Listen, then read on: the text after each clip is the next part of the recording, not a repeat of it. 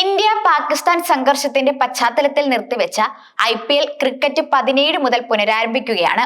Bengaluru royal ചലഞ്ചേഴ്സും Kolkata night റൈഡേഴ്സുമാണ് ശനിയാഴ്ച ബംഗളൂരുവിൽ ഏറ്റുമുട്ടുന്നത്. പുതുക്കിയ മത്സരക്രമം അനുസരിച്ച് ജൂൺ 3-നാണ് ഫൈനൽ. പ്ലേ ഓഫ് വേദികൾ പിന്നീട് പ്രഖ്യാപിക്കുമെന്നും BCCI അറിയിച്ചിട്ടുണ്ട്. അവസാന ലീഗ് മത്സരം 27-ന് ലക്നൗ സൂപ്പർ ജയന്റ്സും ബംഗളൂരുവും തമ്മിലാണ്. ക്വാളിഫയർ 1, എലിമിനേറ്റർ എന്നിവ യഥാക്രമം മെയ് 29-30 ദിവസങ്ങളിൽ നടക്കും. ലക്നൗ, ഡൽഹി, മുംബൈ, ബംഗളൂരു, അഹമ്മദാബാദ്, ജയ്പൂർ എന്നിവിടങ്ങളിലാണ് അവശേഷിക്കുന്ന ലീഗ് മത്സരങ്ങൾ അരങ്ങേറുന്നത്. മെയ് 8-ന് പഞ്ചാബ് കിങ്സ് ഡൽഹി ക്യാപിറ്റൽസ് മത്സരം സുരക്ഷാ ഭീഷണിയെ തുടർന്ന് ഉപേക്ഷിച്ചിരുന്നു. ഈ മത്സരം 24-നാണ് നടക്കുന്നത്. മൊത്തം 58 മത്സരങ്ങൾ പൂർത്തിയായിരുന്നു.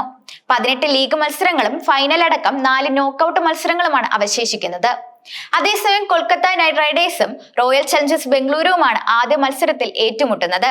എന്നാൽ വീണ്ടും IPL തിരിച്ചെത്തുമ്പോൾ RCBയെ തേടി ഒരു നിരാശാജനകമായ വാർത്തയും എത്തിയിരിക്കുകയാണ്. ടീമിന്റെ Australian star pacer Josh Hazlewood പരിക്കേറ്റ് പുറത്തായിരിക്കുകയാണ്. തോളിനേറ്റ പരിക്ക് കാരണമാണ് താരത്തിന് IPL മത്സരങ്ങൾ നഷ്ടമാവുന്നത്. ഈ RCBയുടെ ബൗളിംഗിലെ അവിഭാജ്യ ഘടകമായിരുന്നു ജോഷ് ഹേസൽവുഡ്. 10 മത്സരങ്ങളിൽ നിന്ന് 18 വിക്കറ്റുകളാണ് താരം നേടിയിട്ടുള്ളത്. അതുകൊണ്ട് തന്നെ ഓസ്ട്രേലിയൻ താരത്തിന്റെ അഭാവം ബംഗളൂരുവിന് കനത്ത തിരിച്ചടിയായിരിക്കും നൽകുക. ഈ സീസണിൽ സ്വപ്നതുല്യമായ മുന്നേറ്റമാണ് ബംഗളൂരു നടത്തിക്കൊണ്ടിരിക്കുന്നത്.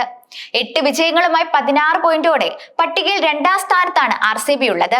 ഈ സീസണിൽ ബംഗളൂരുവിന്റെ ഓരോ വിജയത്തിനും വലിയ സവിശേഷതകൾ ഉണ്ടായിരുന്നു.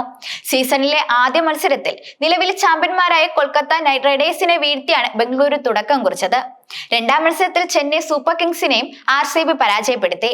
17 വർഷങ്ങൾക്ക് ശേഷം ഇതാദ്യമായിട്ടായിരുന്നു ഷെപ്പോക്കിന്റെ മണ്ണിൽ RCB ചെന്നൈയെ കീഴടക്കിയത്. എന്നാൽ 3-ാം മത്സരത്തിൽ ഗുജറാത്ത് ടൈറ്റൻസിനോട് ബംഗളൂരു പരാജയപ്പെട്ടിരുന്നു. പിന്നീട് വാങ്കഡയിൽ മുംബൈ ഇന്ത്യൻസിനെതിരെയുള്ള മത്സരം വിജയിച്ചുകൊണ്ട് RCB തിരിച്ചു വരികയായിരുന്നു. ഈ സീസണിൽ 3 മത്സരങ്ങളിലാണ് RCB പരാജയപ്പെട്ടത്.